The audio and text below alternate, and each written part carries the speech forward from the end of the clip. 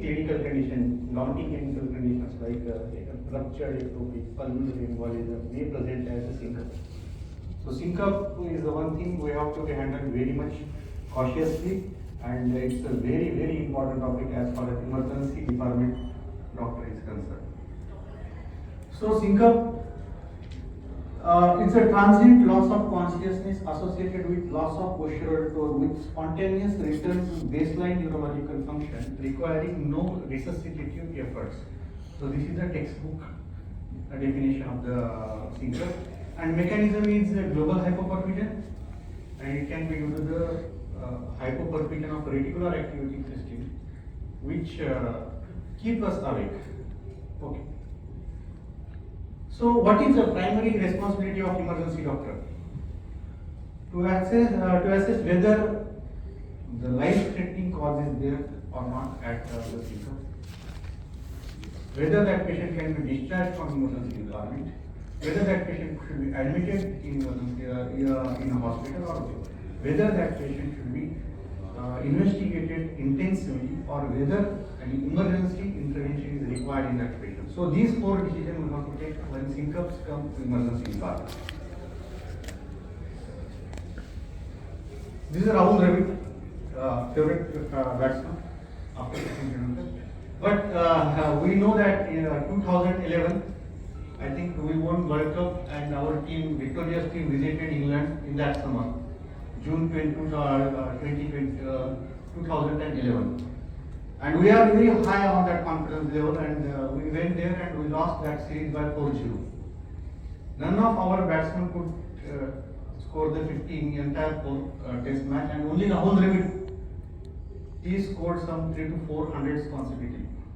In every test match, he hit the concept, but we lost the series. But this match stood out with his technique, because his technique was very clear. He knew which ball to leave, which ball to defend, and which ball to hit. It's a very difficult task actually, but he was a master of that art. So in emergency department, when we are dealing with the syncope, we have to master that temperament. Which syncope patient should be discharged from emergency department? Which syncope requires admission, and which syncope requires aggressive intervention to save the life, because syncope can be presentation of life-threatening emergencies. This one quote, I think it's applicable to medicine, and I love this quote: "I see only what mind knows." Knowledge, means knowing the things is very important. Only when we know how the RAR dilatation looks on the echo, then only we could able to diagnose that thing. How this low ejection fraction looks like, give the visual impression on the echo we can give. What kind of this trifascicular blocks, how it looks like. If we have knowledge, then only we can able to find out that particular thing, or the murmurs or anything. So this is very important. So knowing the things is very important. Automatically we start finding out the things. So common causes of the syncope. These are the common causes of syncope. This mutilation syncope, cuff mediated deglutition, carotid hypersensitivity when we put a tight neck collar, and then orthostatic syncope due to the volume loss, medication related syncope. Common medicines involved in this is calcium channel blocker, nitrate, antihypertensive medicine, diuretics, medication affecting conduction like antiarrhythmic, calcium channel blockers, and medications which affect the QT prolongation. So these medications can cause a syncope. The life-threatening causes of syncope, we must be aware: ventricular tachyarrhythmias, long QT syndrome, Brugada syndrome on this, then bradycardia, Mobitz type 2 or a third degree heart block, acute coronary syndromes, then structural abnormalities like aortic stenosis, mitral stenosis, atrial myxoma, sometimes hemorrhage, gastrointestinal bleed, pulmonary embolism, saddle thrombus can present as a syncope, and I said ruptured ectopic, aortic aneurysm, when it ruptures, that can be also present with the syncope. So the high and low risk factors for the syncope. So we have to think about these two factors also. High is what are the low risk? Young people, age 40 years, low risk syncope. The syncope occurring at a standing position, low risk type of syncope. Syncope preceded by nausea and vomiting, low risk type of syncope. If there is a prolonged history of years of the syncope with same characteristics, low risk. And high risk will come when you are doing, somebody is doing exercise. Somebody is walking on a treadmill and he develops syncope, that is a dangerous thing. Somebody is lifting the weight, he develops the syncope, that is a danger, that requires admission. New onset chest discomfort, syncope associated with chest pain, syncope associated with palpitation. If a patient with syncope and congestive cardiac failure is there, and if a patient having ejection fraction of less than 35%, a patient with previous myocardial infarction, if he present to emergency department with syncope, he needs admission. Anemia if hemoglobin is less than 9. Blood pressure is generally in syncope. What happens? Patient falls down and vital parameters will become normal within some few minutes. But if persistent hypotension is there, then that patient requires this. And certain ECG features like Brugada, bifascicular block, trifascicular block, and non-sinus rhythm, many non-sinus rhythms, ECG consistent with acute ischemia and prolonged QTC. So these are the high risk and low risk factors of the syncope. The fact is that patients often remain undiagnosed despite exhaustive diagnostic testing. So even if we do the lots of tests, sometimes many times we could not diagnose the cause behind the syncope. This particularly, these two studies, what they say that after reviewing the history, physical examination and the electrocardiogram, physicians in emergency department are able to determine a clear underlying diagnosis only about in 50% of cases. Okay, so that is the inference of that particular, these two studies. So we can look in other ways. If we take a proper history, if we do the proper examination and if we read accurately ECG, we can diagnose 50% of syncope. 50% diagnosis with these three things is a big thing actually. So that three things are very important. So there should be the three focus points. One is the history, physical examination and ECG. Okay. And after gathering the information from the history, physical examination and ECG, one has to analyze entire information, and after analysis, we have to come to the diagnosis and we have to take a decision. We can't keep things pending in the emergency department. We have to take a decision. Okay. Age. So young patients are more likely to experience. Now when we are looking at the history, which history points are important? The age. Young patients are more likely to be experience neurological, neurocardiogenic syncope. Elderly patient appear to be greater risk of adverse outcomes. So elderly patient needs admission. Associated symptoms. If chest pain is associated there, palpitation is there, dyspnea is there, or headache is there, they give some clue about the underlying cause. Position. If somebody is standing in the sun for around 1 hour, he may get a syncope, that can be normal. But somebody is watching a TV and he gets syncope, that is the dangerous. So that history is very important. Onset, how this onset happened? Means if the patient having any prodrome, then it can be towards the seizure. But without prodrome sudden onset, it can be towards the seizure. Duration of the symptom is very important. Sometimes syncope can give a short seizures, and seizure can present as a syncope. So that differentiation is required, and duration of symptom is very important. Generally, syncope patient, we often see many cold views in the cafeteria or sometimes in the blood collection area are due to the syncopal attack. That is neurocardiogenic syncope. So patient when they come to emergency department, they become absolutely normal. So this syncope with the patient, the brief loss of consciousness, this brief unconsciousness of some few seconds to 1 minute, that is the differentiator here.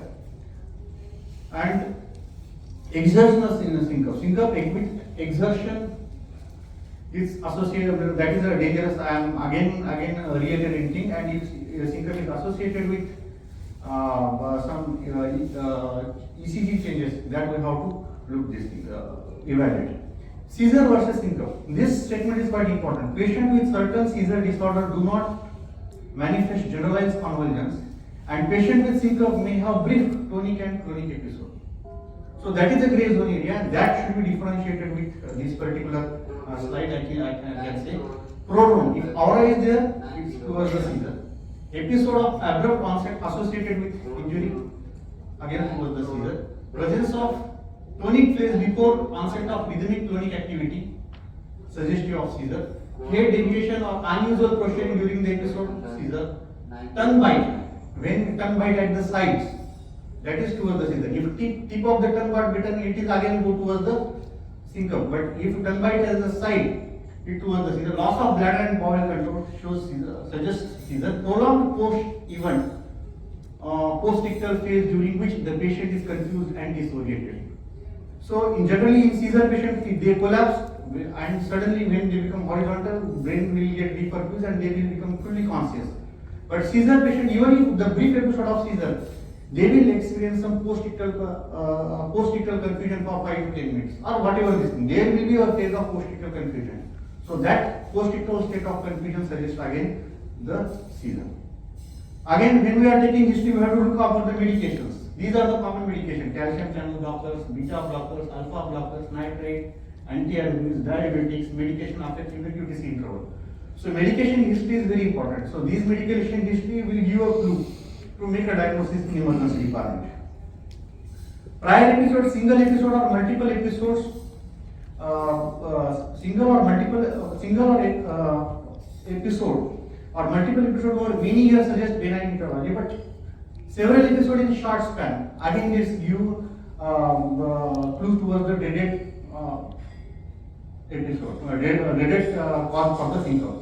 Family history of unexplained sudden death and early cardiovascular disease, that is again requires for intensive work. So the family history is very important in syncope. If somebody dies, some first degree relative dies in 40s or early 30s, then we have to do some extensive workup in that particular patient. And then again, it's very common that many patients come to the elderly patients come to emergency department with fractured neck of femur. We have to differentiate whether that fractured neck of femur due to the how that injury happens. Sometimes the syncope can be the cause for their fall. So we have to look. We should not be get distracted with that fracture because sometimes that syncope can be the underlying cause for that fall. So we have to differentiate. We have to clear cut ask how the fall happened. Slip and fall down, clear cut history. But if we say blackout, we fall down, we need evaluation of that syncope also to prevent further attacks. Now it comes to the physical examination. So abnormal vital signs generally normalize when the patients come to emergency department, but persistent abnormal vital signs gives a clue for a dreaded cause. Tachypnea, if patient having breathing difficulty, that can be due to a failure, that can be due to the underlying pulmonary embolism. And pulmonary embolism is a very common presentation to emergency department, and post-COVID we have seen very often. And I think this might be the experience of with you all also. So if you keep a low threshold for CD pulmonary angiogram, you will detect many PE cases. And then orthostatic vital sign. Orthostatic vital sign should be obtained. So what is abnormal orthostatic vital signs? A drop in systolic blood pressure by 20 or more, or increase in heart rate by 20 per minutes or more when you change the posture. Supine and somebody standing. If this change happens, this is the objective criteria to define abnormal orthostatic vital signs. Okay. Cardiac examination, now we have all point of care ultrasound also. Still we should do some this cardiac examination, auscultation for the murmurs, and then sometimes we have to look for the any ultrasound or gallop rhythm that will give a clues about the underlying structure of heart disease or congestive cardiac failure. They at the same time we have to auscultate the lung for fine crackles and crepitus crackles. Neurological examination, then through examination should be done to identify any subtle focal abnormality suggestive of a stroke. So plantar and examination we have to look at this thing. Neck examination is essential for the listening the carotid groove. Intraoral examination, so by this and this having some theoretical information. Rectal examination, the stool bag test. This will detect the occult blood loss through the stools. Okay. Then it comes to the ECG. Practical guidelines suggest that all patients presenting with the syncope receive an electrocardiogram. So far, what we have discussed proper history taking. We have discussed physical examination. Now, third part and last part we are discussing the ECG. practical guide, any patients coming to emergency department with syncope, that patient should, we should take the electrocardiogram of the patient. Electrocardiogram findings consistent with dysrhythmia include short or prolonged QTC and short PR interval. These things we have to look at these things. So we should be looking at the short QTC interval or short PR interval while these things. And high risk finding on the ECG, any non-sinus rhythm identified by any source or any abnormal conduction of LVVV or trifascicular block or bifascicular block, we have to look at these things. So significant findings, QRS and QTC, PR interval, severe bradycardia, evidence of myocardial infarction or ischemia, abnormal conduction rhythm, a short QT interval, and low voltage area ECG. Of course, sometimes if we don't know any cause and if patient is of low risk, we can send that patient for the Holter monitoring that can be done at home. That Holter monitoring can diagnose many things like significant bradycardia, sinus polyps, Mobius type 2 block, and ventricular tachycardia. Routine lab test, what evidence says? The evidence says that routine laboratory testing in a patient with syncope is not supported by any evidence and it seldom adds management. What test is required is hemoglobin. Routine neurological studies. This is a very interesting statement by this study. A patient without historical or examination features suggestive of neurological disease need no further neurological imaging. And here, despite a low diagnostic yield of brain imaging, clinician overutilizes head CT scan and magnetic resonance imaging in evaluation of syncope patient, and that is true in all emergency departments. If you take a quality improvement project in even emergency department, the MRI findings in syncope project in emergency department, you will see 99% these imagings are negative, and based upon the data, you can improve your service. So this can be a very good topic for QIP related to emergency department, or you can take it as a clinical audit also. Now, EEG, electroencephalogram may be useful in some cases for distinguishing syncope from the seizure. So EEG has a role, and of course, we all have computer ultrasound in our emergency department. So by doing echo, we can diagnose RAI dilatation or pericardial tamponade effusion, some myocarditis. And we can see the low ejection fraction, cardiomyopathy. So many gross diagnoses we can do, but still all patients presenting to emergency department, we should do the electrocardiogram because it will give idea about the echocardiography, because it will give idea about the structural heart disease, and it is a very important investigation. Rather than doing imaging, this is the best investigations we can do in a syncope patient. Now, after collecting the data, history, physical examination, and physical examination and ECG, we have to ask 3 questions to ourselves. Is this a true syncope or not? If it is a true syncope, is there any life-threatening cause underlying it?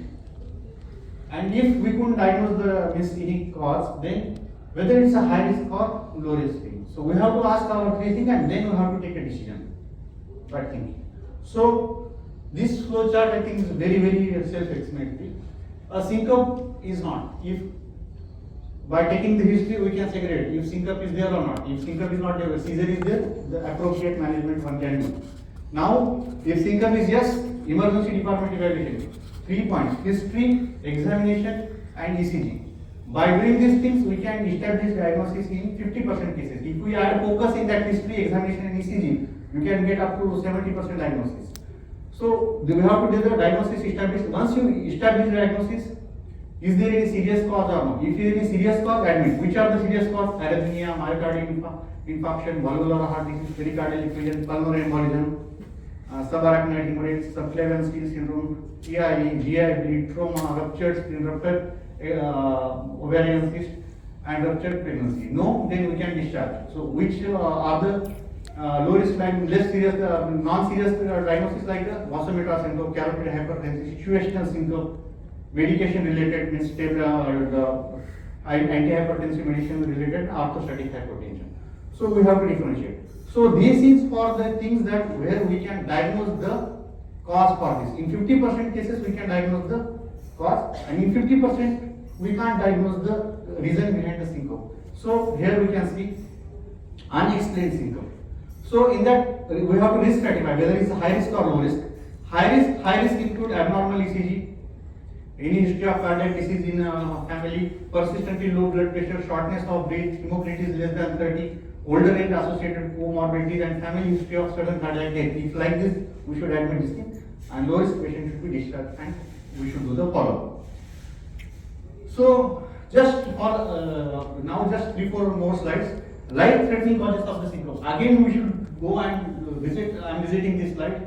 Arrhythmia, ventricular tachycardia, long QT syndrome, Brugada, ischemia means acute coronary syndrome, myocardial ischemia or infarction, atrial myxomas, valvular heart disease like aortic stenosis and mitral stenosis, aortic dissection, significant hemorrhage, trauma and loss, pulmonary embolism. So and subarachnoid hemorrhage. So these are the life-threatening causes of the syncope. We have to keep this in mind.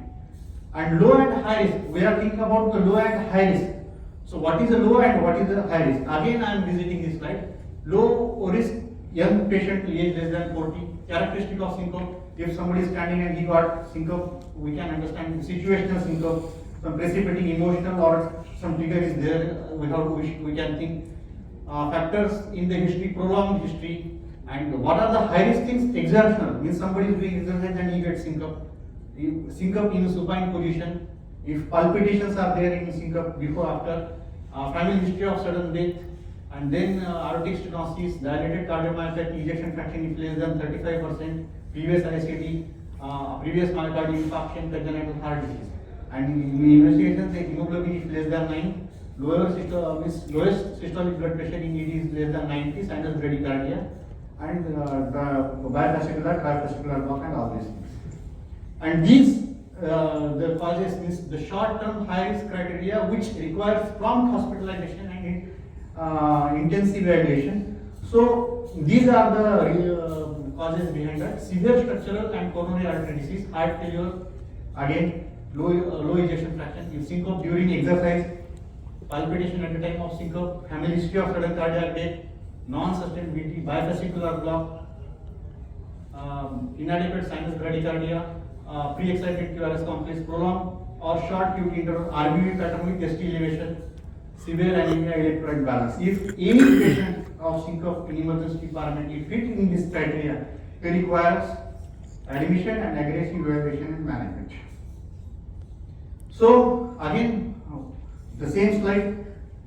So because certain things we need to inculcate on our mind, that's why I am again certain slide not again. Now we'll go, this is the final slide of this presentation. Syncope, whether it's yes or no. So yes, ED evaluation, ECG, examination and the history will get 50% diagnosis. Syncope with clear cause. If there is serious cause, yes, appropriate management and admission. If serious cause is no, patient should be discharged. Likely diagnosis, you couldn't establish the diagnosis in emergency department. In those cases, we have to explain high risk or low risk. High risk patient should be admitted, low risk patient should be discharged. So if we go by all these things, and if we add point of care ultrasound, because in this is the part of emergency department nowadays, then we can find out the accurate cause behind the syncope, and we can segregate low risk and high risk, and we can intervene whenever required. And with all these things, I think the syncope, though it's like a swing delivery, we can do a straight drive in emergency department. Thank you.